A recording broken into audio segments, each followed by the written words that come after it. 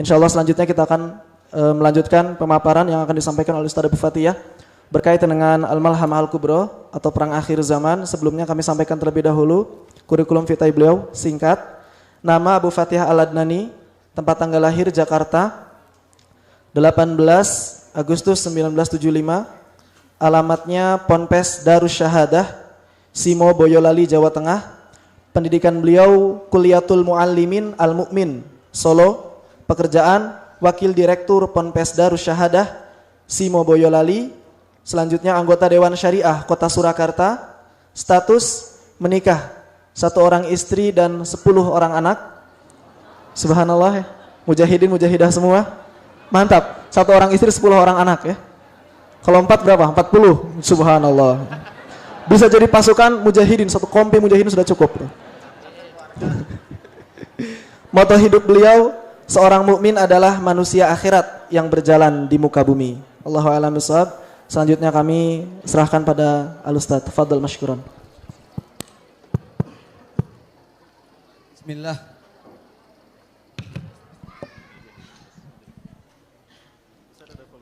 Enggak usah pakai. Assalamualaikum warahmatullahi wabarakatuh. Innal hamdalillahi nahmaduhu wa nasta'inuhu wa nastahdihi wa natubu ilaihi wa na'udzu billahi min syururi anfusina wa min sayyiati a'malina may yahdihillahu fahuwal muhtadi wa may yudlil falan tajida lahu waliyyan mursyida. Asyhadu an la ilaha illallah wahdahu la syarikalah wa asyhadu anna Muhammadan abduhu wa rasuluhu la nabiyya wa la rasula ba'dah. Amma ba'du, usikum wa ya nafsi bitaqwallah faqad fazal mu'minul muttaqun. Usikum wa ya nafsi bisyukrillahi fa innahu yaqulu la in syakartum la azidannakum wa la in kafartum inna adzabi lasyadid. Wa usikum wa ya nafsi bidzikrillah ala bidzikrillahi tatmainnul qulub. Bapak Ibu jamaah rahimakumullah. Alhamdulillah pada pagi hari menjelang siang ini dengan nikmatnya Allah mudahkan urusan kita. Allah mudahkan hadir pada majelis ilmu dan zikir. Mudah-mudahan merupakan majelis yang para malaikatnya turut hadir bersama kita. Salawat serta salam semoga senantiasa tercurah kepada Nabi Muhammad sallallahu alaihi wasallam, kepada keluarga, kerabat, sahabat dan orang-orang yang setia meniti jejaknya sampai hari kiamat. Mudah-mudahan kita adalah umat beliau yang dijanjikan syafaatnya pada yaumul qiyamah. Amma ba'du, Bapak Ibu kaum muslimin wal muslimat rahimakumullah. Di sesi awal Ustadz Ahmad Baikuni sudah banyak memaparkan hal-hal yang terkait dengan akhir zaman walaupun secara global. Dan pada sesi yang kedua saya diminta berbicara secara spesifik tentang nubuat perang akhir zaman yang oleh sebagian para pemerhati disebut sebagai Armageddon. Walaupun saya tidak tertarik untuk menyebut nama tersebut lantaran tidak satu pun dalam ayat maupun hadis doif bahkan menyebut nama Armageddon. Tetapi kita mengenal dengan istilah Al-Malhamah Al-Kubra. Bapak Ibu jamaah rahimakumullah, berbicara tentang Malhamah Al-Kubra itu seperti kita berbicara gedung besar langsung pada lantai yang terakhir. Sulit rasanya kita membayangkan bagaimana lantai itu berdiri tanpa kita memahami pondasi. Maka saya juga harus berbicara sedikit tentang kenapa itu bisa terjadi. Ya. Kemudian yang kedua, berbicara tentang nubuat atau perang akhir zaman ini dilematis. Di satu sisi nubuat ini memang harus disampaikan. Tetapi di sisi lain dampak negatif tidak boleh muncul dengan pemahaman yang setengah-setengah. Karena apa? Ada beberapa orang yang mengkaji, mempelajari, mendalami tema semacam ini, yang muncul adalah depresi, yang muncul adalah lemah semangat, tidak bergairah. Yang mau haji jadi dibatalkan, nanti ada huru-hara lagi ya. Yang mau nikah sebentar lagi kiamat. Bahkan ada sebagian orang yang kemudian membaca buku kami, memutuskan untuk tinggal di gunung, menyimpan beberapa ton kurma, ya, memelihara kambing untuk menghadapi akhir zaman, ya. Tentu saja ini menjadi menggelikan. Nah, disinilah nampaknya harus dipisahkan antara memahami nubuat dengan beramal. Beramal tidak boleh dengan panduan nubuat. Beramal ini adalah panduannya seperti apa Rasul memerintahkan. Hijrah ke Syam itu bukan gara-gara kita membaca hadis Ibnu Hawalah tadi alaika bisyam, bukan. Ya, itu dalilnya tidak salah, tetapi prakteknya ini sangat butuh kepada bagaimana realitas. anak, istri, keluarga yang mau kita tinggal, negeri yang mau kita tuju, kemudian fasilitas yang mau kita lewati dan sebagainya. Ini harus menjadi pertimbangan, bukan hanya baca dalil lalu jual aset. Ya, habis itu kemudian sudah natawakal ala Allah. Tentu tidak sesederhana ini. Kalau itu yang dijadikan sebagai panduan, akan banyak madorot yang ditimbulkan. Apalagi kalau itu dilakukan oleh seorang tokoh yang kata-katanya diikuti. Makanya Bapak Ibu jamaah rahimakumullah, mohon maaf, mungkin ada beberapa hal yang dalam hal ini kami tidak berani menyampaikan karena tidak semua kebenaran harus disampaikan. Ya, kebenaran yang disampaikan yang berdampak negatif kepada umat nampaknya harus ditunda sampai dia memiliki pemahaman yang benar. Ya, nah disinilah barangkali saya harus memilah mana yang tepat. Dan saya awali, mudah-mudahan Bapak Ibu tidak salah menangkap dari nubuat-nubuat yang akan kami sampaikan. Walaupun endingnya itu serem dan menakutkan.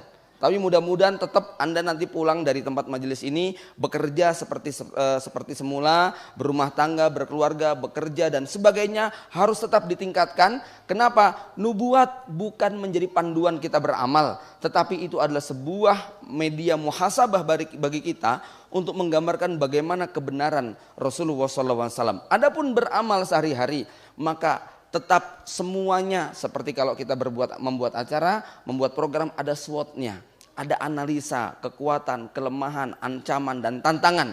Tidak semata-mata ini bagus kerjakan, bukan begitu. Ya, baik Bapak Ibu sekalian, tadi sudah dikutip, sudah diceritakan bagaimana huru-hara yang akan terjadi. Memang kalau saya ditanya kemarin, ya Ustadz, menurut antum Imam Mahdi sudah ada atau belum? Ya.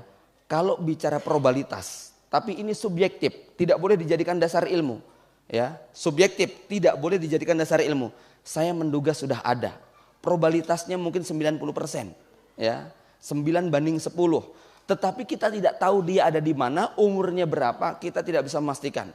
Sekali lagi, yang namanya probabilitas mengandung kemungkinan iya, kemungkinan tidak. Ya, jangan kemudian, satu bupati yang mengatakan Imam Mahdi sudah ada. Ini mohon jangan keliru. Ya.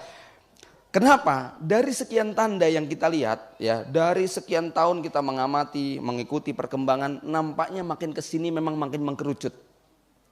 Namun ada satu tanda yang nanti kita tidak bisa menyangkal bahwa memang Imam Mahdi sudah ada. Tanda-tanda itu banyak, tapi di antara sekian tanda, maka ada satu tanda yang ini mutlak dan pasti bahwa Imam Mahdi memang sudah ada di tengah-tengah kita.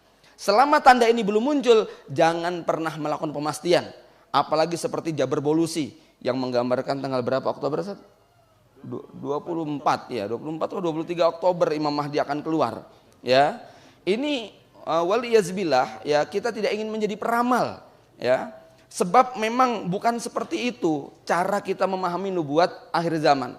Bapak Ibu jamaah rahimakumullah, fenomena yang terjadi di Arab Saudi pasca wafatnya Raja Abdullah memang mengalami perubahan politik yang cukup drastis. Bagaimana Raja Salman memang memiliki kebijakan-kebijakan yang berbeda. Tidak bisa dipungkiri bahwa di era Abdullah dan sebelumnya, kebijakan-kebijakan itu sangat pro dengan Barat. Kita akan melihat banyak sekali foto-foto Raja Abdullah berangkulan, berciuman dengan George Bush, dengan Obama. Ya, hal yang tidak terjadi pada zaman Raja Salman. Kita lihat bagaimana Obama datang, kemudian azan asar berkumandang, ditinggal oleh Raja Salman. Raja Salman menurut satu riwayat, beliau umur 10 tahun sudah hafid Quran. Beliau levelnya itu hanya gubernur. Tidak layak sebetulnya kemudian tiba-tiba naik sebagai seorang amir. Tetapi faktor kebijakan dan kebiasaan di Arab Saudi menjadikan beliau kemudian diangkat sebagai raja yang paling tepat dibandingkan calon putra mahkota yang lain. Nah, lalu kebijakan-kebijakan beliau ini sangat berbeda. Terlepas ada perbedaan pendapat di antara para ulama mujahidin, tapi kebijakan Salman hari ini jauh lebih menguntungkan umat Islam dan membuat jengkel orang kafir. Ya, baik itu Amerika sebagai pihak Romawi maupun Iran sebagai pihak Persia. Itu bisa dilihat bagaimana ancaman-ancaman Saudi terhadap Iran, terhadap Yaman, terhadap Bashar Assad. Ini sangat kentara sekali. Wallahu a'lam bishawab. Imam Mahdi yang akan Allah tempatkan di kota Mekah pasti akan didukung oleh orang-orang yang memiliki ideologi Imam Mahdi. Melihat kondisi penguasa Saudi pada zaman dulu, ya, beberapa tahun yang silam, yang kayak gitu, yang lebih pro kepada barat, nampaknya mustahil itu akan terjadi. Namun kalau Allah menghendaki, maka persiapan itu sudah Allah lakukan, ya. Pengkondisian masyarakat itu sudah dibentuk. Sebagaimana Syria. Suriah kalau kita baca 20-30 tahun yang silam, kondisi waktu dipimpin oleh Bashar dan Hafid Asad, lalu kita baca nubuat bahwa itu akan menjadi pusat pemerintahan Imam Mahdi, akan terjadi tempat Malhamatul Kubro, nampaknya mustahil. Kenapa? Masyarakatnya, anak mudanya tidak ada yang ke masjid. Masjid hanya dihuni oleh anak-anak kecil dan orang-orang yang 60 tahun ke atas.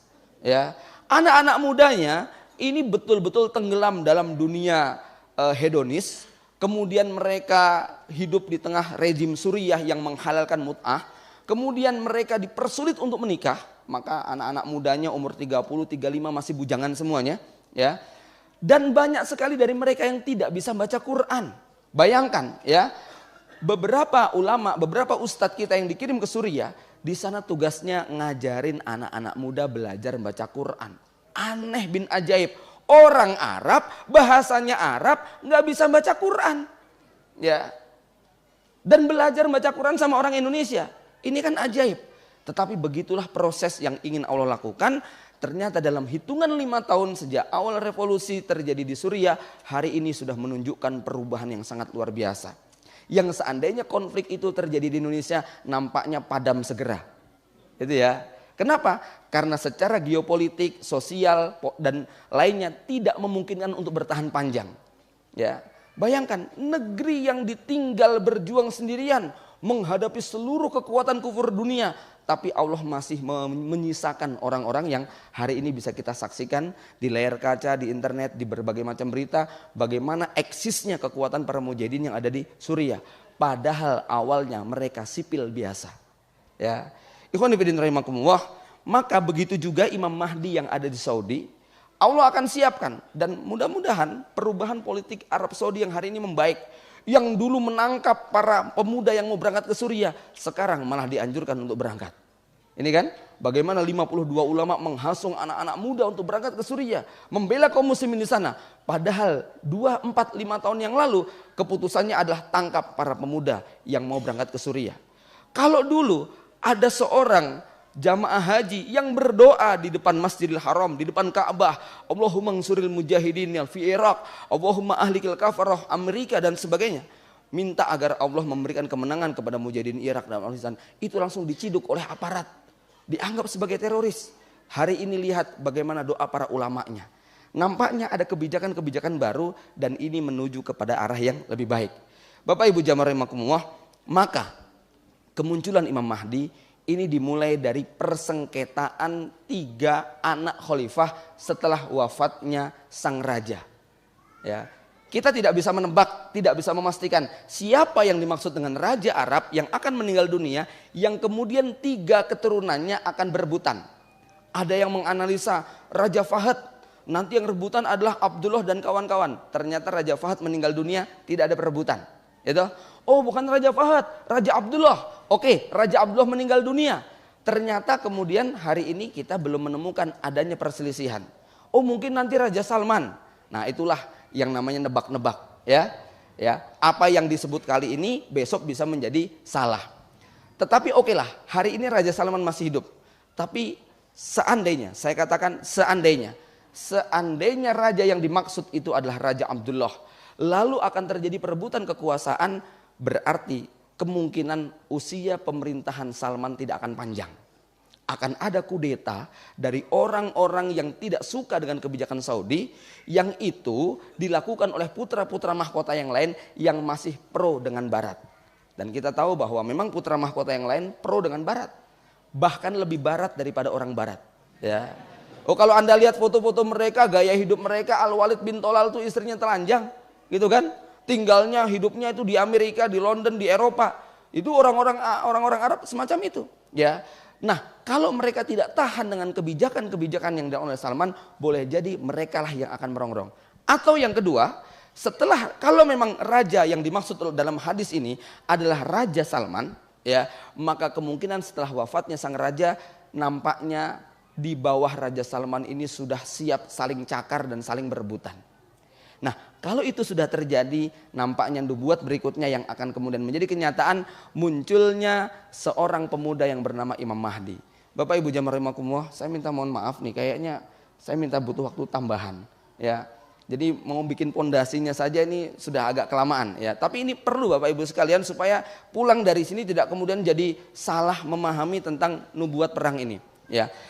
Jadi ketika kemudian terjadi perselisihan di antara putra mahkota, maka akan muncul seorang pemuda yang dia tidak punya keahlian memimpin sama sekali. Rasul menggambarkan laisa lahum mana'ah wala quwwah, tidak punya kekuatan, tidak punya prajurit. Dr. Ahmad Al-Mubayyad menjelaskan hadis yang berbunyi wa innallaha sayuslihuhu fi lailatin. Allah akan mereformasi Imam Mahdi dalam waktu satu malam. Yang menurut Imam Ibnu Katsir bahwa Allah menerima taubatnya, menerima amalnya, tapi menurut Dr. Ahmad Al-Mubayyad bahwa Imam Mahdi bukan ahli maksiat. Muhammad bin Abdullah ini orang soleh dan taat, tetapi dia soleh secara personal, bukan soleh secara sosial. Dia soleh secara personal, ahli ibadah, ahli sholat, ahli qiraah, ahli macam-macam, tapi dia bukan panglima perang. Bukan pakar ekonomi, bukan ahli strategi militer, bukan pakar sosial. Sehingga dia ketika dipaksa oleh 7 orang yang mendekat. Jadi ada satu riwayat, tapi ini doif. 7 orang ini mendekat pada bulan Ramadan lalu mencari orang yang sama. Akhirnya mereka berangkat menuju Madinah. Nah kalau yang ini hadisnya sahih. Sampai di Madinah, kemudian penduduk Madinah mengatakan orang yang kamu cari sudah ke Mekah. Mereka balik ke Mekah. Ya, lalu penduduk Mekah mengatakan orang yang kamu cari baru saja ke Madinah. Ya, sampai bolak-balik 4 kali. Pas yang kemudian sampai ke terakhir kali ketika di Madinah dikatakan yang kamu cari baru saja ke Mekah.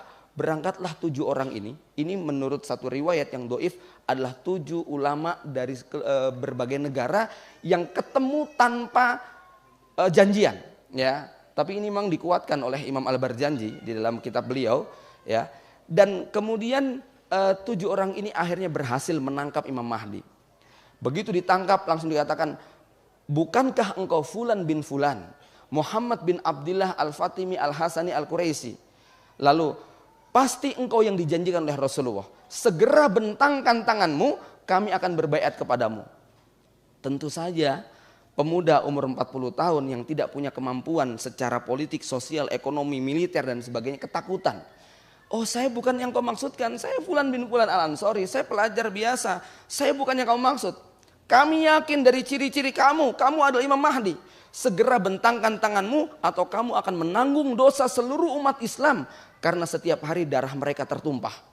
Kamu ingin darah ini terus tidak berhenti. Ya. Akhirnya setelah dipaksa berdebat sampai larut malam, Imam Mahdi nyerah.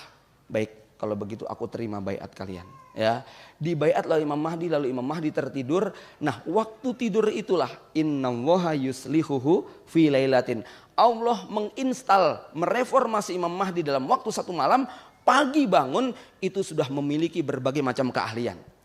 Jadi panglima militer, jadi pakar ekonomi, jadi ahli sosial, jadi ahli politik, jadi ahli strategi dan sebagainya.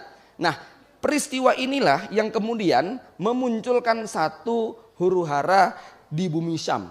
Ya, munculnya seorang penguasa bernama As-Sufyani. Sufyani ini orang Quraisy. Dia mengklaim sebagai satu-satunya pemerintahan yang sah. Di luar dia tidak sah. Ya, dia memaksa umat Islam di seluruh dunia untuk berbaiat kepada dia.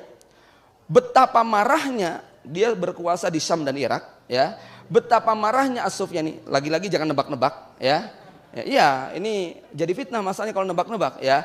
Kita sebut saja sebagaimana dalam hadis ya. Nabi tidak menjelaskan nama aslinya siapa, tetapi dia orang Quraisy, kemudian dia mengklaim sebagai khalifah, dia kemudian akan memaksa semua orang untuk tunduk dan taat. Yang melawan akan disembelih dan dibantai.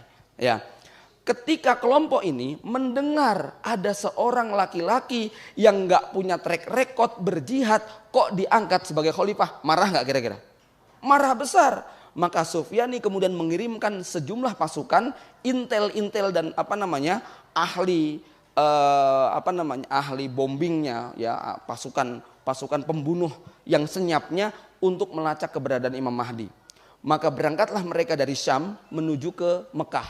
Ternyata sampai di Mekah upaya mereka ketahuan dan pasukan ini berhasil dikalahkan. Ya. Begitu mendengar pasukannya berhasil dikalahkan oleh Imam Mahdi, padahal Imam Mahdi hanya 313 orang, seperti pasukan Badar, kekuatannya sangat lemah, tetapi mampu mengalahkan intel-intel yang dikirim oleh As-Sufyani. Maka Sufyani marah besar, lalu Sufyani berangkat sendiri dari Syam dengan pasukannya, dan ternyata pada saat mereka sampai di Mekah, antara Madinah dan Mekah, di tengah-tengah yang namanya Al-Baida, Allah membuat tipu daya kepada mereka, terjadi gempa bumi di Jazirah Arab yang luar biasa, dan kemungkinan itu berbarengan dengan peristiwa munculnya api dari bumi Hijaz. Maka inilah Bapak Ibu sekalian, tanda yang paling pasti. Kalau kita pengen tahu Imam Mahdi sudah muncul atau belum, tunggu berita gempa bumi di Arab Saudi yang mengeluarkan api yang ketinggiannya bisa dilihat dari jarak Bandung Makassar. 1200 km api itu bisa menyinari rumah-rumah kita. Saya pernah berjumpa dengan dokter pakar gempa, Dr. Gamal di Solo. Dia memperkirakan karena memang potensi untuk terjadinya gempa di Arab Saudi sangat tinggi dengan digerungnya kandungan minyak dan gas. Bisa dibayangkan potensi terjadinya ledakan itu sangat luar biasa. Disimulasikan ketinggiannya 6 km. Ya, maka itulah yang wallahu alam. Sekali lagi kalau memang itu yang dimaksud, tepatlah apa yang dikatakan Nabi, la taqumus sa'a hatta tahrujan nar min ardil Hijaz tudi'u a'naqal ibil bibusra. Kiamat tidak akan terjadi sampai muncul api di lembah Hijaz, Mekah dan Madinah, yang apinya bisa membuat onta-onta di Damaskus itu lehernya menyala. Ya, bayangkan itu, Hijaz dengan Damaskus itu jaraknya 1200 km atau 800 mil. Itu bisa seterang itu. Maka Nabi kemudian menggambarkan pasukan yang depan, pasukan yang belakang, pasukan yang tengah, tenggelam semuanya. Bahkan yang lagi jalan-jalan, yang sedang di kebun, yang sedang di pasar, semua dibenamkan. Aisyah sampai protes, ya Rasulullah, kok bisa? Kan mereka tidak ikut-ikutan perang. Iya, mereka tidak ikut, tapi mereka ditenggelamkan semuanya, dan mereka dibangkitkan pada hari kiamat menurut niatnya masing-masing. Yang bergabung dengan pasukan Sufyani, maka mereka akan masuk neraka karena mereka akan memerangi seorang Imam Mahdi. Tetapi yang mereka tidak sengaja lewat, tidak sengaja ikut atau dipaksa, maka Allah akan menghisap menurut niat masing-masing. Inilah peristiwa politik pertama yang akan terjadi di bumi Mekah setelah dikalahkannya pasukan As-Sufyani. Maka sekali lagi tidak usah memperkirakan Imam Mahdi sudah muncul atau belum. Tunggu berita gempa bumi di Arab Saudi. Mudah-mudahan saat itu teknologi masih berfungsi sehingga kita masih bisa mengakses. Ya.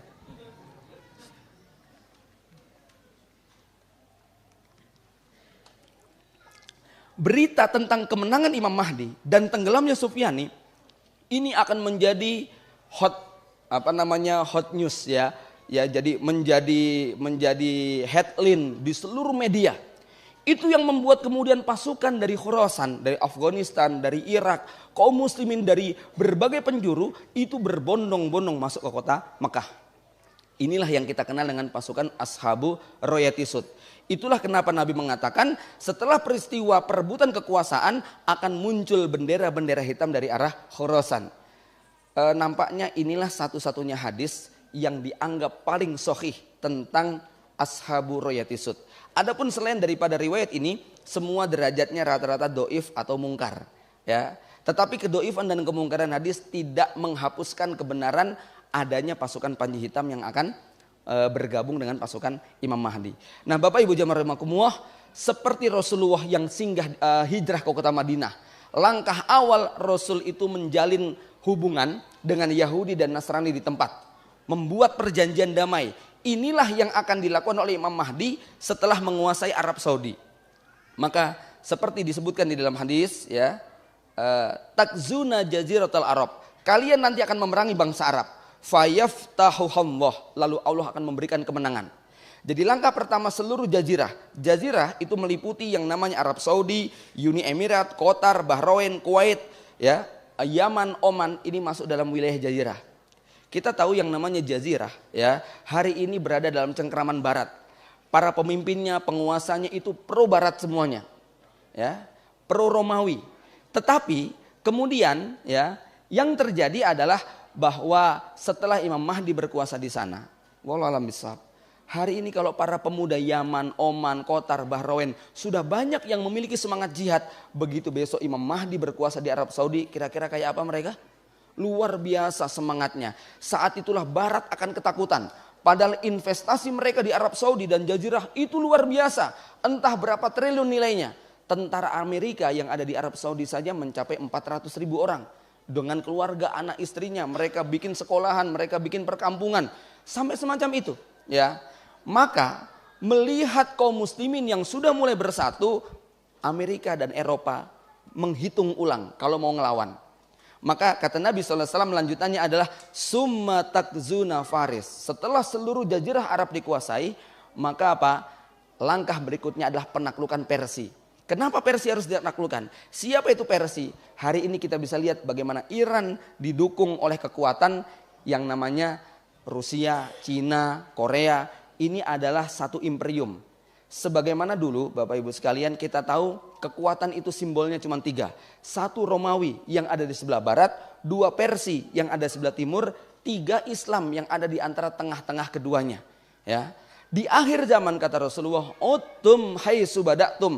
Kalian akan kembali lagi seperti dulu kalian memulai. Salah satu makna yang kami paparkan adalah eskalasi politik ya, kemudian akan terbelah mengkerucut menjadi 3 kelompok besar. Kelompok Romawi, ya, kemudian kelompok Persia dan kelompok Islam. Saya khawatir Indonesia ini kalau kita lihat-lihat agak lebih dekat kepada Persia. Apa buktinya? Investasi Cina luar biasa. Kedekatan para pejabat dan penguasanya kepada Iran itu sudah fakta. Maka Arab Saudi membaca ini semuanya, mereka pengen juga tanam saham di Indonesia. Ya, walau alam, mudah-mudahan nanti kita lebih dekat kepada Arab Saudi. Ya, saya dengar Presiden Jokowi menerima berapa triliun dari Arab Saudi gitu ya. Kemarin sudah datang, kemudian minta kuota haji, kemudian Arab Saudi akan berinvestasi dan lain sebagainya. Ya, kemudian saya dengar bagaimana Ustadz Yusuf Mansur diundang ke Saudi. Ini Arab Saudi memang pengen merebut hati bangsa Indonesia.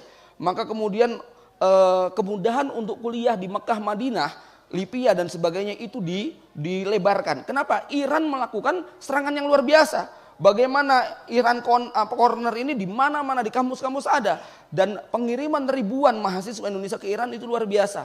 Ini Indonesia termasuk yang diperebutkan. Ya, mudah-mudahan nanti bangsa Indonesia lebih dekat kepada Arab Saudi yang akan menjadi pusat kekhilafahan Imam Mahdi. Bapak Ibu jamaah rahimakumullah. Nah, ketika kemudian Arab Saudi dan seluruh jazirah berhasil dikuasai, pada saat itulah terjadi peristiwa perjanjian damai. Ya, antara siapa? Antara kita dengan Amerika. Antara umat Islam dengan Amerika dan Eropa. Kenapa kita berdamai dengan mereka? Ya, yang minta damai walau alam nanti siapa duluan, ya. Tetapi memang strategi Islam jangan pernah memecah front peperangan di banyak tempat. Inilah strategi Imam Mahdi, inilah strategi Rasulullah. Singgah di Madinah nggak langsung nantang Yahudi. Nggak langsung nantang Nasrani, tetapi apa? Sepakati musuh bersama, yaitu musuh yang di luar kota Madinah. Ya, maka Yahudi diikat, Nasrani diikat, perjanjian damai supaya tidak saling mengganggu. Inilah yang akan dilakukan oleh Imam Mahdi pada saat menguasai Arab Saudi, tidak langsung perusahaan Amerika, Eropa kemudian dihancurkan semuanya, tapi diikat dengan perjanjian damai. Ya, salah satu kesepakatan perjanjian damainya adalah seperti yang termuat dalam hadis Imam Muslim. Satu solihun rum sulhan aminan.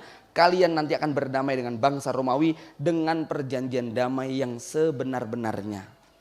Antum wahum tukot fatakzuna antum wahum aduan min waraikum. Kamu dan bangsa Romawi akan berdamai untuk memerangi musuh bersama. Siapa musuh bersamanya? Sepanjang sejarah kita akan tahu musuh bersama itu bernama Iran atau Persia. Sebab dulu Persia Romawi perang tiada henti. Dan Allah mengabarkan sedihnya umat Islam ketika Romawi kalah. Hati kita lebih tertambat kepada Romawi daripada kepada Persia. Kenapa? Ada sedikit kesamaan ideologi, yaitu sama-sama agamanya Samawi. Yaitu sama-sama punya nabi. Ya. Nah, Persia ini agamanya Majusi, penyembah berhala, penyembah dewa. Dan itu lebih dekat sebagaimana orang-orang ateis yang tidak beriman kepada Tuhan. Ya, maka kita lihat hari ini yang membela Iran adalah Rusia, Cina, Korea, orang-orang yang tidak mengenal agama. Agamanya mereka buat-buat sendiri. Beda dengan Romawi. Terlepas bahwa Romawi pun hari ini menjadi agama pagan, penyembahan terhadap dewa dan berhala, tapi setidaknya Eropa dan Amerika mengklaim sebagai pelindung agama Kristiani. Itu fakta yang tidak bisa dipungkiri bahwa mereka adalah penganut agama Kristen. Dan di akhir zaman itu mereka nanti akan buktikan, ya. Bapak Ibu jamaah rahimakumullah.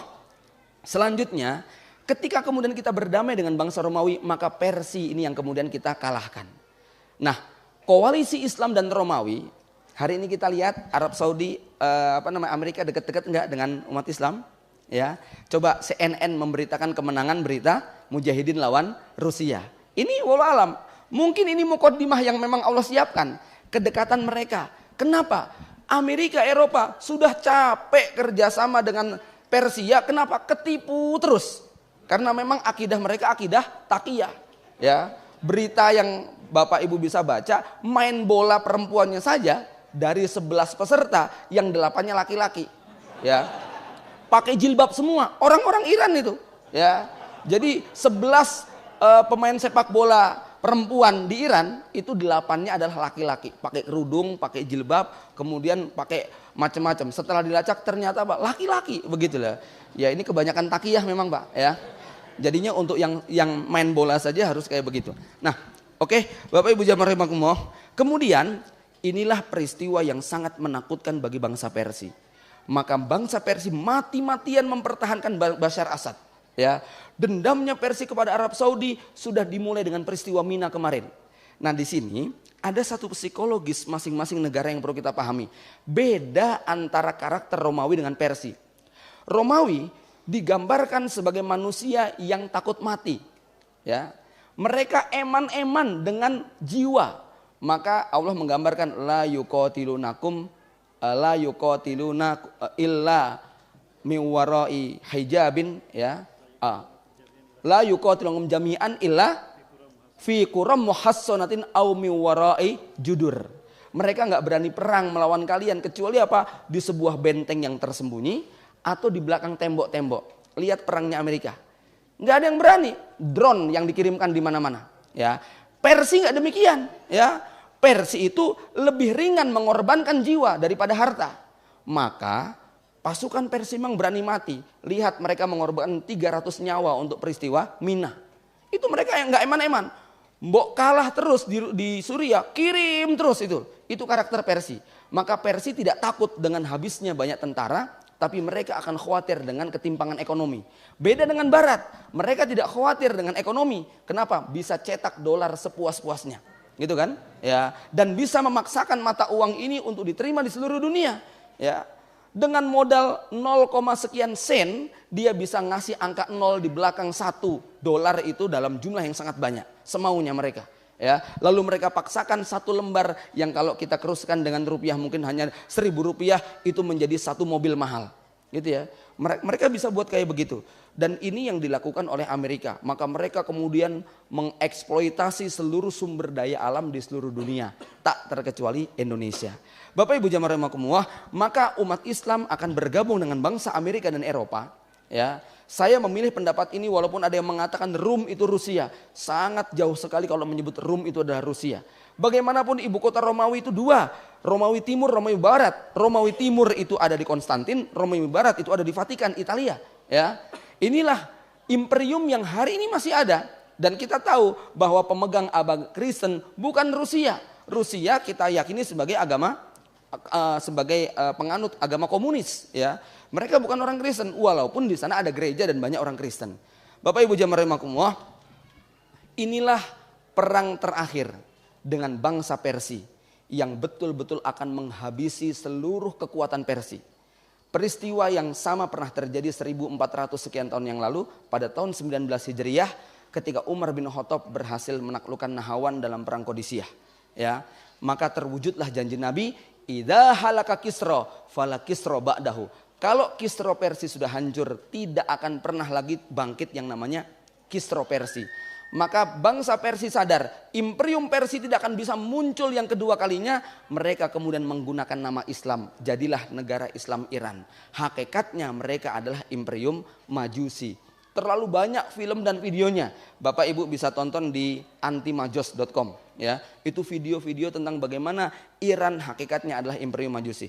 Oke, Majusi berhasil dikalahkan oleh kaum muslimin.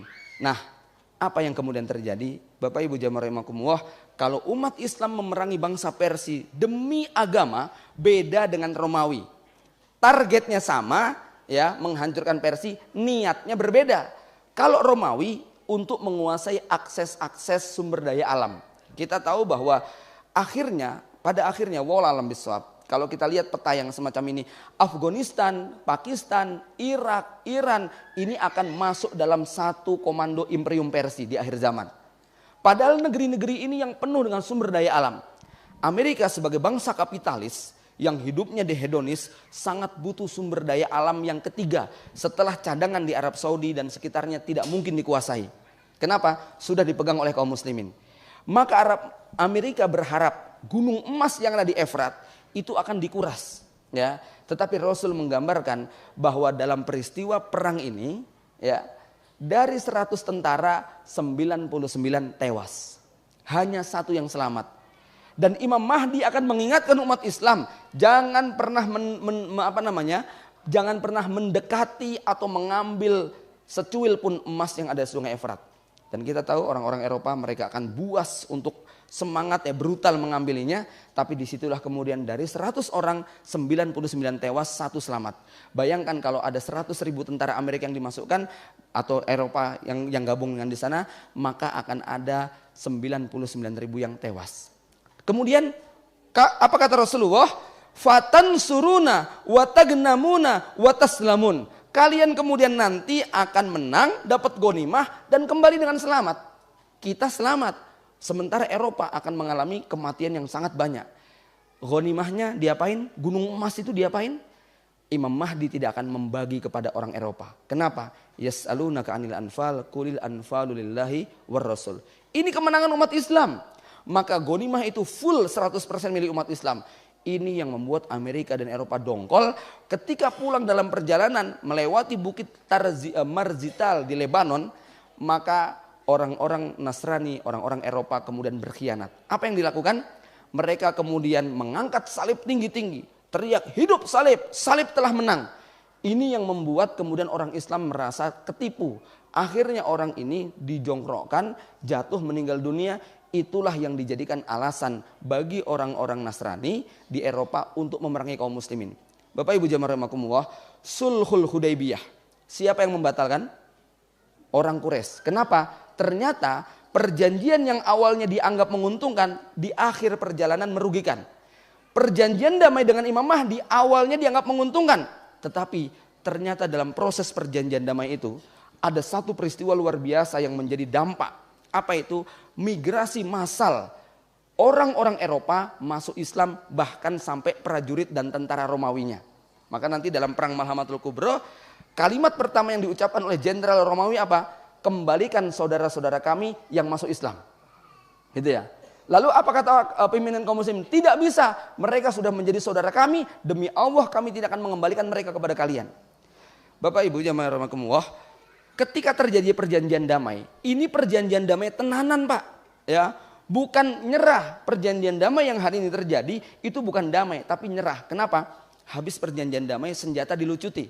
Tapi perjanjian damai dengan Imam Mahdi itu kedudukannya betul-betul duduk sama rendah, berdiri sama tinggi. Kaum muslimin bebas berdakwah, sebagaimana bebasnya Rasul mengirimkan surat-surat dakwah ke luar negeri. Saat itulah Eropa yang tadinya Islamic phobia, ya, phobia terhadap Islam. Karena media, salah satu poin perjanjian damai, tidak boleh menghina, tidak boleh mencaci, tidak boleh menghina simbol-simbol agama kami juga tidak akan menghina simbol-simbol agama kalian. Kami akan menghormati simbol agama kalian, kalian harus menghormati simbol agama kami. Kami tidak akan menghancurkan gereja, kalian tidak boleh menghancurkan masjid. Kami tidak akan membunuh warga kalian, kalian tidak boleh membunuh warga kami. Maka inilah waktu umat Islam berdakwah luar biasa, betapa terkejutnya sipil Eropa demi menyaksikan Islam tidak sebagaimana yang mereka lihat di layar kaca. Ya, Islam ternyata damai, adil, lembut, sopan, santun, luar biasa. Ini yang membuat rakyat Eropa berbondong-bondong masuk Islam. Dan itu yang disebutkan Nabi, tidak akan terjadi kiamat sampai bangsa Eropa berbondong-bondong masuk ke dalam agama Islam. Bapak Ibu jamaah rahimakumullah, ini sudah membuat orang Eropa mikir, ini kalau diterus-terusin habis rakyat kita. Ya, antum bisa bayangkan, ya, yang namanya kaum muslimin yang pindah ke Eropa, mereka anaknya banyak. Sementara orang-orang Eropa, Anda bisa lihat, suami istri anaknya 1-2. Lihat turis-turis Eropa yang datang ke Bandung, bawa anak nggak Pak? Ya, orang seperti saya jalan berdua istri, kira-kira bisa nggak Pak dalam waktu lama? Nggak bisa, anaknya mau taruh di mana? Ya, tapi mereka bisa loh, sampai umur 40-50 tahun jalan-jalan cuma berdua. Mereka mau enak, nggak mau anak. Ya, jadi itu yang membuat mereka kemudian mikir umat Islam berbondong-bondong memasuki negeri Romawi, sementara kemudian mereka nggak mau punya anak, umat Islam anaknya banyak. Ya, inilah yang membuat bangsa Amerika dan Eropa ketakutan. Akhirnya pengkhianatan dilakukan dengan membunuh, dengan mengangkat salib. Lalu di situ Eropa punya alasan untuk menyerang kaum muslimin. Terjadilah peristiwa yang namanya Malhamatul Kubro. Mohon maaf Ustaz ya, saya minta waktu lagi kayaknya nih. Ya. Oke, ya, mudah-mudahan ya. Nah, kenapa bisa terjadi peristiwa Malhamatul Kubro? Ini perang yang digambarkan sebagai perang kembali ke zaman unta, pakai pedang dan kuda, pakai tombak dan anak panah, nggak pakai jet, nggak pakai rudal. Kenapa bisa terjadi demikian? Satu, Malhamah Kubro terjadi hanya beberapa tahun sebelum keluarnya Dajjal. Tadi hadis sudah kita bacakan. Urutannya adalah penaklukan Arab, penaklukan Persia, penaklukan Romawi, kemudian apa? Dajjal. Jadi penaklukan Romawi ini beberapa saat saja sebelum Dajjal keluar. Dan Nabi mengatakan wa inna qabla khuruji Dajjal salasu sanawatin syidat. 3 tahun sebelum Dajjal keluar ada 3 tahun kekeringan ekstrim. Hujan tidak turun, tumbuhan tidak keluar. Tidak setetes pun pada tahun yang ketiga air yang turun ke bumi, tidak ada selembar daun hijau yang tumbuh. Setiap binatang berkuku belah akan mati. Sahabat bertanya, terus makan dari mana ya Nabi? Maka Nabi mengatakan at-takbir wa tasbih wa tahmid yajri mujra ta'am. Makanan kita adalah zikir, ya. Nah, inilah zikir akhir zaman yang kemudian menginspirasi saya menulis tentang zikir akhir zaman. Bapak Ibu jamaah rahimakumullah, kemudian ya kita bisa bayangkan, mari kita lihat dampak susulan daripada peristiwa ini, ya. Kekeringan ekstrim itu berdampak kepada tanaman nggak ada, otomatis semua pabrik industri manufaktur berbasis nabati gulung tikar. Ya toh, pabrik makanan, pabrik minuman, pabrik gandum, pabrik beras, pabrik minyak, semua gulung tikar. Ya, kalau pabriknya gulung tikar, toko-tokonya gulung tikar aja Pak, tidak ada supply, kelaparan, kekeringan. Maka pada saat itu berapa ratus juta, berapa miliar karyawan yang akan dipecat. Apa hanya yang berbasis nabati? Yang berbasis hewani juga demikian. Otomotif, itu sudah nggak menunggu waktu lama. Dari mana makan minumnya? Padahal kita tahu kalau pabrik ini tidak berfungsi, maka mereka gulung tikar dan semua pabrik rata-rata ngutang dengan bank. Nggak ada pabrik yang kemudian pakai modal tunai. Semua pinjem bank. 80% ekonomi perputarannya ada di dunia keuangan. Ya, baik di bursa maupun di perbankan. Bagaimana kalau kemudian seluruh industri ambruk, bank akan ambruk. Kalau bank sudah ambruk, masih nyetak mata uang kertas nggak Pak? Ya, bagaimana bisa menyetak mata uang? Kalau sudah nggak nyetak mata uang, pegawai negeri sipil yang di Indonesia jumlahnya jutaan masih dapat gaji nggak kira-kira? Ya, bisa dibayangkan dampak susulannya saat itu manusia betul-betul mengalami gonjang-ganjing. Kalau itu kemudian sudah berhenti, kita bisa bayangkan nasib industri yang lain, teknologi, minyak, kemudian listrik, siapa yang mengendalikan? Inilah masa yang sangat kacau. Yang kedua, sebelum Malhamatul Kubro, kondisi dunia mengalami instabilitas yang mencapai puncak stadium tertinggi sampai berdampak pada seluruh lini kehidupan politik, sosial, ekonomi, dan geografi. Ya. Yang ketiga, sebelum Malhamatul Kubro ada beberapa peristiwa besar bencana dahsyat yang menimpa bumi seperti hujan meteor. Asar yang menggambarkan adanya hujan meteor pada masa Imam Mahdi ini adalah asar yang hasan. Disahihkan oleh Dr. Ahmad Mubayyad bahwa tanda kemunculan Imam Mahdi diantaranya adalah hujan meteor. Dan dalam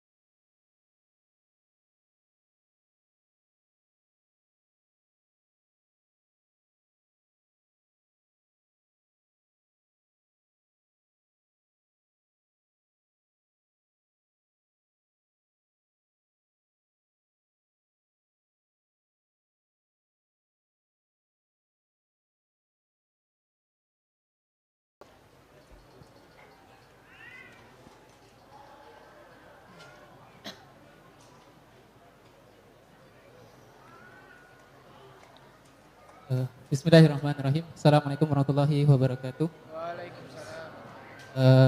Nama saya Jumadi. Saya beruntung sekali saya bisa berada di tempat ini. Saya itu aslinya dari Jawa Tengah, Klaten. Baru 3 bulan di sini. Beruntung bisa ketemu dengan Ikhwan. Yang saya tanyakan kepada pemateri keduanya, ini kaitannya dengan maslahat dan mufsadat. Tentang hari kiamat, bahkan Rasulullah itu menerangkan hari kiamat itu tanda-tandanya dari ba'da subuh sampai sebelum maghrib, karena saking pentingnya perkara ini. Kaitannya dengan Sufyani tadi, yang tadi di awal moderator mengatakan Dajjal itu tidak akan turun sebelum adanya media yang mengantarkan Dajjal itu. Nah, kaitannya yang tadi Ustadz Fatih mengatakan jangan tebak-tebak. Sufyani yang ada di Syam hari ini itu mengatakan atau menunjukkan itu sebagai perusak simbol-simbol Islami. Betapa besar sekarang orang Islam itu sudah sangat tidak jauh dari Islami. Bahkan simbol kekhilafahan, bendera kekhilafahan itu sekarang dituduh sebagai benderanya teroris. Nah, pada saat itulah yang saya dapatkan dari seorang Ustadz M. Ali Dai itu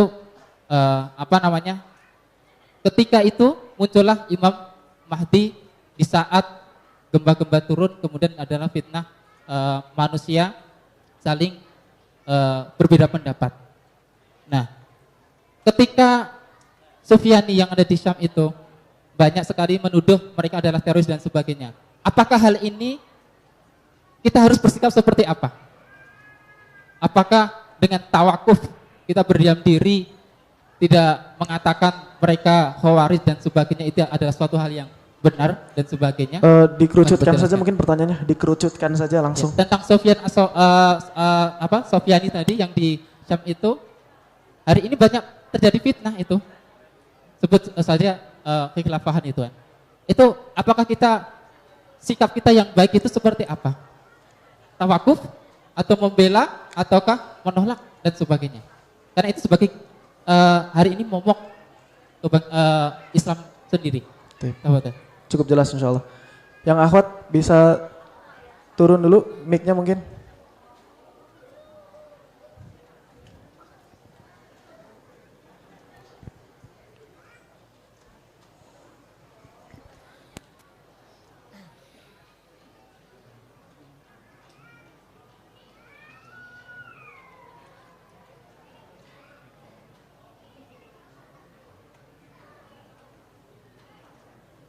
Bismillahirrahmanirrahim. Assalamualaikum warahmatullahi wabarakatuh. Ya, saya mau bertanya kepada Ustadz Baikuni ya. Tadi kan diceritakan bahwa yang namanya huru hara itu salah satunya akan terjadi gempa yang terjadi di negara Arab sana. Nah, lantas kita sebagai seorang Muslim yang sampai saat ini gitu kan, kita hidup di akhir zaman ini, apa yang harus kita lakukan? Apalagi sebagai seorang Muslim yang senantiasa masih semangat dalam menuntut agama Islam. Apakah kita hanya sekedar menunggu akan terjadinya gempa, ataukah ada cara lain yang harus kita lakukan sampai saat sekarang ini? Terima kasih. Wassalamualaikum warahmatullahi wabarakatuh. Waalaikumsalam warahmatullahi wabarakatuh. Pertanyaan yang pertama ditujukan pada Abu Fatihah berkaitan dengan tafsir Sufyani yang sebagian orang mengarahkan pada daulah IS. Lalu kemudian yang kedua berkaitan dengan gempa di negara Arab, apa yang mesti kita lakukan? Apa kita mesti menunggu gempa atau bersiap-siap, dan siap-siapnya mesti seperti apa? Tafadhal masykuran. Khonifidin rahimakumullah. Di awal saya sudah mengikat dengan satu kaidah, jangan pernah beramal dengan panduan nubuat yang ditebak-tebak.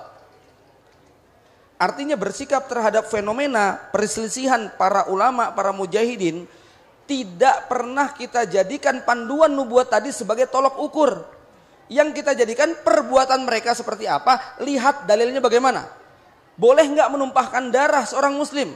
Lihat dalilnya, la yakhillu damu mri'in muslim illa bi ihdas salas. Tidak halal darah orang muslim ditumpahkan kecuali dengan 3 perkara. 1, dia itu murtad. Yang kedua dia berzina padahal dia itu sudah beristri. Yang ketiga dia membunuh orang lain secara sengaja. Dan ketiga-tiganya ini prosesnya harus menggunakan pengadilan Islam. Tidak bisa kemudian main, oh ini murtad, bunuh. Enggak seperti itu, harus pakai proses. Dan kita lihat praktek Nabi membunuh 3 orang ini, yaitu pezina yang sudah beristri atau bersuami, kemudian orang yang membunuh, semua melalui qadiyah syariah, melalui proses pengadilan. Bukan kemudian kita baca, kita ngelihat, oh ini kayaknya kafir, dia murtad, bunuh. Bukan seperti itu. Nah, mari kita lihat dan kemudian kita timbang ini dalam mizanus syariah. Ya, ketika kita melihat bahwa kok kita tidak menyaksikan proses yang semacam itu, di situ kemudian kita bisa menilai. Jadi kita tidak pernah menilai kelompok-kelompok mujahidin yang ada di Afghanistan, yang ada di Suriah, di Irak. Kemudian oh ini hadisnya, kayaknya ini. Enggak begitu cara menilainya. Pastinya akan jadi fitnah. Sebab apa? Mereka akan mengklaim, oh hadis ini maksudnya bukan kami. Ini hadisnya maksudnya kamu. Ya, kalau sudah kayak gitu enggak akan ada jalan keluarnya. Maka sekali lagi menentukan amalan seseorang tidak pernah menggunakan timbangan nubuat. Tetapi timbangannya adalah dalil-dalil syar'i yang berbicara tentang masalah tersebut. Ya, kok mereka membunuh wanita, membunuh ini dan sebagainya? Ya, itu harus dipisahkan. Apakah itu manhaj atau perorangan? Kalau itu perorangan, ya maka jangan kemudian dibawa kepada manhaj. Tapi kalau itu sudah menjadi manhaj, contoh seperti orang-orang Syiah, uqtul ahlus sunnah tadkhulul jannah misalnya tadi, itu manhaj, itu sudah bukan perorangan lagi. Ya, kalau sudah begitu jelas sesatnya mereka. Khawarij itu punya manhaj, betapa mudahnya mengkafirkan orang di luar kelompok mereka. Ini manhaj mereka. Di luar kelompok mereka kafir dan mereka menghalalkan darahnya. Fakta sejarahnya berbicara. Tanpa harus kita mengkaitkan dengan nubuat akhir zaman, maka cara penilaian kita adalah berdasarkan tindakan mereka, lalu kita timbang dengan dalil syar'i. Ya, nah itulah yang kemudian kita jadikan patokan. Karenanya Bapak Ibu jamaah rahimakumullah, sekali lagi saya tidak tertarik untuk membicarakan kelompok fulan untuk kita timbang dengan nubuat. Tetapi timbanglah semua perilaku-perilaku tadi dengan mizanus syariah. Wallahu a'lam bishawab. Ya, demikian yang dapat saya jawab. Baik, sebelum melanjutkan ke jawaban pertanyaan nomor 2, silakan untuk tim Kenceleng untuk berkeliling dan insyaallah silakan saudara-saudara sekalian persilakan untuk berinfak dengan infak terbaik ya insyaallah. Semua dana yang terkumpul akan digunakan untuk kemaslahatan kaum muslimin, kegiatan-kegiatan dakwah dan lain sebagainya. Jadi silakan untuk nanti ada yang berkeliling dari panitia ya, untuk mengelilingkan Kencelengnya. Jadi silakan untuk berinfak insyaallah sambil menyimak jawaban untuk yang nomor 2 tadi. Iya, bismillahirrahmanirrahim. Ada satu nas menyebutkan ya di dalam kitab An-Nihayah fil Fitan wal Malahim Ibnu Katsir, dan juga ini saya dapatkan dari kitab Amin Muhammad Jamaluddin ya, Al-Fitan fi Akhir Zaman. Para tabi'in datang kepada Anas bin Malik. Anas bin Malik adalah sahabat Rasul yang paling panjang usianya dan hidup paling akhir. Mereka datang mengeluhkan tentang buruknya situasi hidup saat itu. Perekonomian susah, kemudian penguasa pun adalah diktator, kejam, kebijakan yang ada adalah mengurikan rakyat, ya, tapi menguntungkan keluarga mereka. Ya, mereka mengatakan demikian. Fasyakawna anil hajaz. Kemudian apa yang dikatakan oleh Anas bin Malik? Isbiru. Ya, bersabarlah kalian. Fa innahu la ya'ti 'alaikum zamanun illa badahu asyanu minhu. Bersabarlah kalian karena sesungguhnya tidak akan pernah datang satu masa melainkan masa sesudahnya jauh lebih buruk dari sebelumnya. Ini fakta apa yang kita hadapi para sekalian. Kehidupan kita makin lama makin buruk. Itu satu. Nah, hal ini kemudian diuraikan dengan hadis-hadis Rasulullah SAW yang bersifat nubuah tadi, dengan berbagai macam petaka dan fitnah yang terjadi di akhir zaman. Bahkan dahsyatnya turunnya fitnah ini, Usama bin Zaid meriwayatkan Rasulullah SAW itu pernah menggambarkan bagaimana turunnya fitnah kepada manusia seperti turunnya hujan. Ya, asrafan Nabi sallallahu alaihi wasallam ala atamin min utamil Madinah. Rasulullah SAW itu pernah naik ke satu bukit yang ada di Bukit Madinah. Karena memang Madinah itu gambarannya seperti kota Bandung ya, dikelilingi oleh beberapa gunung bukit. Nah, kemudian Rasulullah SAW mengarahkan pandangannya ke arah Baidha, ke arah padang pasir, ya, Sahra. Kemudian Rasulullah bertanya kepada para sahabat, "Hal tarawna ma? Apakah kalian melihat apa yang aku lihat di sana?" Ya, para sahabat tentunya tidak memiliki basirah sebagaimana Rasulullah. ya, pandangan. Maka para sahabat mengatakan, la ya Rasulullah, mana rasyai'an? Kami tidak melihat apapun ya Rasulullah. Maka apa kata Rasulullah? Fa inni da'aral fitan taqa'u khilala buyutikum kawakil qatri. Sesungguhnya aku sungguh melihat fitnah huru hara menimpa kalian. Ya. Sebagaimana turunnya hujan menimpa rumah-rumah kalian. Itu dahsyatnya fitnah. Nah, fitnah yang ini tadi terjadi adalah fitnah seperti tadi digambarkan luar biasa ya Ustaz Afat ya. Itu pertama fitnah kemanusiaan, bencana sosial. Dan ini berbanding lurus berjalan sinergis dengan bencana alam. Salah satunya adalah kasratul zalazil. Banyak terjadi gempa bumi. Ya, seperti yang disebutkan sebelum ketika saat-saat Dajjal akan keluar itu akan terjadi goncangan dahsyat di Madinah 3 kali bahkan. Kemudian di Mekah juga akan terjadi goncangan dahsyat, bahkan salah satunya tadi adalah tenggelamnya pasukan Sufyani. Ya, Sufyani ini tokoh yang tadi akan mengirimkan pasukan. Dia adalah dari keturunan Abu Sufyan, anaknya Hindun. Ya, suami istri Abu Sufyan dengan Hindun. Nah, kemudian ada juga akan terjadi gempa dahsyat di Syam, di Suriah, sehingga kota Harasta itu akan tenggelam. Nah, apa yang harus kita lakukan ketika munculnya fitnah-fitnah tadi? Para sekalian, ya sudah barang tentu kita menguatkan iman kita. Tasdidul iman itu adalah pilihan kita. Mendekatkan taqarrub diri kita kepada Allah. Mewujudkan keimanan kita dengan memanfaatkan setiap peluang waktu yang kita miliki untuk beramal soleh. Karena tidak ada yang lebih baik pada saat itu melainkan memanfaatkan waktu kita dengan kebaikan. Allah sudah menegaskan, a'udzubillahi minasyaitonirrajim, wal asri innal insana lafi khusrin illa alladziina amanu wa 'amilus shalihat wa tawassaw bil haqq wa tawassaw bis sabr. Ya, demi waktu sesungguhnya manusia benar-benar dalam kerugian kecuali orang beriman dan beramal soleh. Kenapa kalimat amal soleh selalu dikaitkan dengan iman? Karena iman tidak bisa diwujudkan melainkan dengan amal soleh. Jadi jika ada seorang mukmin yang mengaku beriman, seorang muslim yang mengaku beriman baik laki-laki atau perempuan, tapi dia menzolimi saudaranya, dia melakukan bom, dia melakukan takfiri, ya, itu ada masalah dengan imannya. Nah, kemudian di sana juga ada nasihat bagi kita untuk memanfaatkan waktu. Ciri-ciri Islam, para sahabat mengajarkan para sahabat untuk menghargai waktu. Para sekalian, maka dari itu Rasul dalam sebuah hadis yang lain mengatakan untuk memanfaatkan ketika apa yang harus kita lakukan ketika fitnah terjadi, badiru bil a'mali sholihat. Bersegeralah kalian melakukan amal soleh. Fasatakunul fitan, karena akan terjadi huru hara yang dahsyat luar biasa. Gambaran dahsyatnya fitnah akhir zaman ini membuat seseorang berubah akidah dalam sehari. Paginya beriman, sorenya kafir. Sore beriman, paginya kafir. Gambaran mereka menjual agama mereka karena dunia. Ya. Nah, amal soleh ini yang harus kita lakukan. Dan amal soleh yang terpenting agar kita bisa menyelamatkan diri kita dan juga mengundang datangnya pertolongan Allah adalah kembali pada Al-Quran dan Sunnah. Ya, berpegang teguh ke dalam Al-Quran dan Sunnah dengan berjamaah. Wa'tasimu bihablillahi jami'a wa la tafarraqu. Berpegang teguhlah kalian kepada tali Allah dengan cara berjamaah. Berjamaah di sini ada wujudkan sebagaimana jamaah kita dalam salat. Ketika kita salat hidup terpimpin. Ketika kita salat gerak langkah kita terpimpin dalam komando seorang imam. Maka seperti itulah seharusnya kita umat Islam mewujudkan amaliyah ibadah kita dalam kehidupan sehari-hari dengan berjamaah. Kemunculan sosok Al-Mahdi dan kemunculan Taifah Mansurah itu merupakan gambaran umat Islam kembali kepada satu sentral komando. Kembali tegaknya jamaah imamah di muka bumi. Karena Allah Subhanahu wa taala Rasulullah menegaskan, pertolongan Allah, kemenangan Islam adalah ketika kaum muslimin bersatu padu dalam satu sentral komando. Ya. Alaikum bil jamaah wa iyyakum wal furqah. Hendaklah kamu bersatu padu. Ya, jika selama ini kita memiliki perbedaan jika selama ini perbedaan itu jadikan polemik, maka tinggalkan itu semua. Perbesar persamaan di antara kita. Allah Tuhan kita, Rasul Nabi kita, Rasulullah Muhammad, dan Islam agama kita. Quran Sunnah adalah dasar hukum kita. Dengan itulah kita perbesar persamaan kita.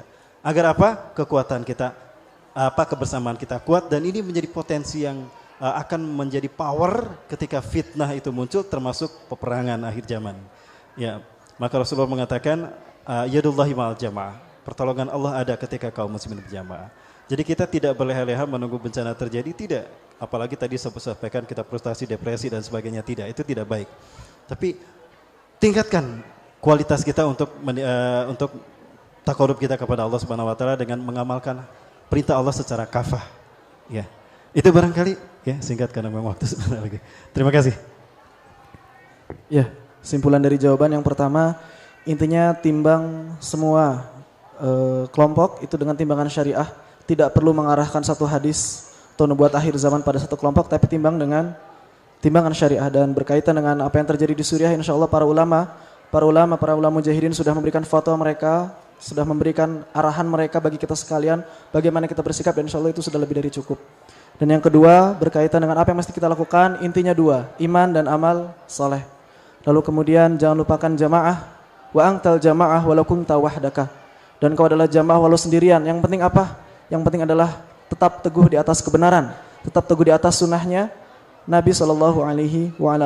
Taib, insya Allah di akhir pertemuan kita kali ini saya minta closing statement dari kedua orang ustadz. Cukup 2 menit saja, 2 menit untuk closing statement kita sebelum kita akhiri. Tafadhol.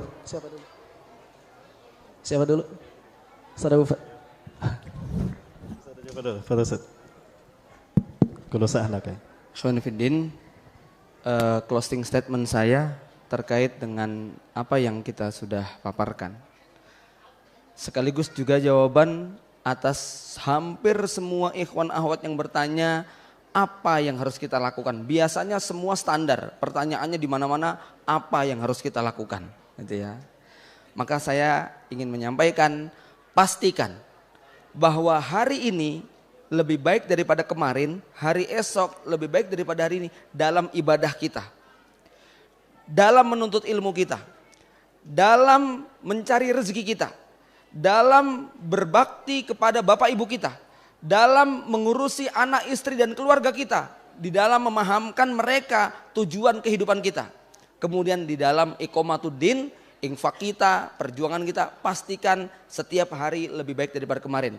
Kalau ini sudah kita lakukan, Anda punya alat kontrol muhasabah, ibadah hari ini lebih baik daripada kemarin, nyari duit hari ini lebih baik daripada kemarin, nyari ilmunya lebih baik daripada kemarin, cinta kita kepada anak istri lebih daripada kemarin, kemudian semangat baca Quran kita lebih baik daripada yang kemarin, membaca buku kita juga begitu. Yakinlah kita akan mendapati kondisi yang lebih baik dan lebih siap menghadapi fitnah akhir zaman.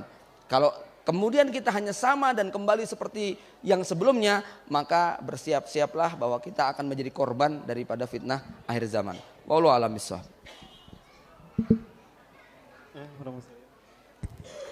Baik, saya hanya menyampaikan 2 hal. Pertama, apa yang diucapkan oleh Imam Masjidil Aqsa ketika saya bertemu dengan beliau di Safai Homan, konferensi internasional. Kemudian di Pendopo Bandung, ketika diundang dinner oleh Pak Dada Rosada, dan juga ketika kita transit di Padalarang sebelum beliau ke Jakarta, beliau menyampaikan ketika saya bertanya tentang hadis merah putih, ya, punten ini, walaupun mungkin bisa jadi pemahamannya salah kaprah, tapi ini fakta para Allah. Ya, saya pernah membaca hadis Rasulullah yang menyebutkan merah putih. Menurut tanggapan Anda gimana? Kebetulan di bendera kami, negara kami benderanya merah putih, Ustaz. Ahad al hadis ya dulu alaina Indonesia, liana liwauna alama war abyad. Beliau tersenyum sambil mengelus-elus pundak saya. Kamu bisa aja. Tapi apa kata beliau? La na'taqid himmatana di tahlil al-Quds wa Filistin ala yadil Arabiyyin wal ala Gharbiyyin, walakinna na'taqidu ma'alikum ya Indonesia. Kami tidak berharap merdekanya Palestina, kembalinya Al-Aqsa kepada pangkuan kaum muslimin. Pertolongan secara real, konkretnya datang dari bangsa Arab atau bangsa Barat dengan PBB. Tapi kami yakin pertolongan Allah bisa salah satunya datang mulai kalian hari Indonesia. Allahu Akbar. Ini yang membuat saya dulu saya kecewa, sampai hari ini memang kecewa melihat apalagi fakta realitas kebijakan yang di figur-figur pemimpin kita. Model orang-orang oportunis ya seperti itu. Nah yang kedua, Hekmatyar ketika beliau berhasil mobilisasi pasukan, mengusir beruang merah Rusia, mempecundangi Soviet Rusia di tanah Afgan. Selesai mobilisasi pasukan jihad, beliau datang menghampiri kaum mujahid Indonesia, orang Indonesia pertama. Ya, saya orang yang kesekian mendengar cerita ini, orang yang keempat mendengar cerita ini dari beberapa mujahidin, termasuk mujahidin yang suka hadir di sini juga. Ya, beliau ketemu sama orang tadi. Nah, Hekmatyar mengatakan, hai Indonesia, illam takum amrud dinina fi hadal balad. Hai orang Indonesia, jika Islam tidak tegak dari bumi Afgan, maka dia akan tegak dari negeri kalian, hai Indonesia. Para sekalian, sepertinya saya berharap mudah-mudahan Allah menyisakan satu lembar sejarah sebelum hari kiamat, di mana lembar sejarah tadi akan diisi oleh perjuangan cerita jihadnya umat Islam Indonesia sebelum hari kiamat. Allahu Akbar. Maka jangan sia-siakan kepercayaan ini. Fakta menunjukkan ketika kami bertemu dengan tamu-tamu dari Palestina, dari Gaza, ya. Mereka menyambut kita dengan luar biasa sampai mengatakan ya Indonesia, Filistin biladukum aidan, wa biladukum biladuna aidan. Hai Indonesia, ya Palestina adalah negara kalian juga dan Indonesia adalah negara kami juga. Tunjukkan kepada Allah Subhanahu wa taala. Barangkali Allah memang menakdirkan kita bisa menorehkan cerita jihad kita di bumi Allah, baik di mana saja, terutama di Indonesia. Tidak untuk kemungkinan Indonesia akan menjadi bunyi jihad, salah satunya bumi jihad sebelum hari kiamat. Allahu Akbar. Syukran lakum ala sadaqati awqatikum. Assalamualaikum. Waalaikumsalam warahmatullahi wabarakatuh. Alhamdulillah, jazakumullah kepada kedua ustadz yang telah memberikan pencerahan pada kita sekalian, dan satu kesimpulan yang kemudian bisa kita tarik adalah bahwa hayya na'malis shalihat. Marilah kita beramal soleh, fa antum tuqatiluna bi amalikum, karena antum sekalian hakikatnya berperang dengan amal-amal soleh kalian, dan itulah akan membuat kita di medan perang, baik itu sedang dalam kondisi perang atau dalam kondisi damai. Dan insyaallah pada ikhwan dan akhwat sekalian, jangan lupa untuk persiapkan diri berwudu karena kita akan melaksanakan salat zuhur berjamaah, jadi jangan langsung pulang ya. Sangat tidak logis kalau kita datang pengajian kemudian meninggalkan salat zuhur berjamaah, ya aneh. Mari kita kemudian siap-siap untuk melaksanakan salat zuhur berjamaah, dan selanjutnya kami serahkan kembali kepada MC. Saya selaku moderator mohon maaf. Aku qouli hadza wa astaghfirullah li wa lakum. Wassalamualaikum warahmatullahi wabarakatuh.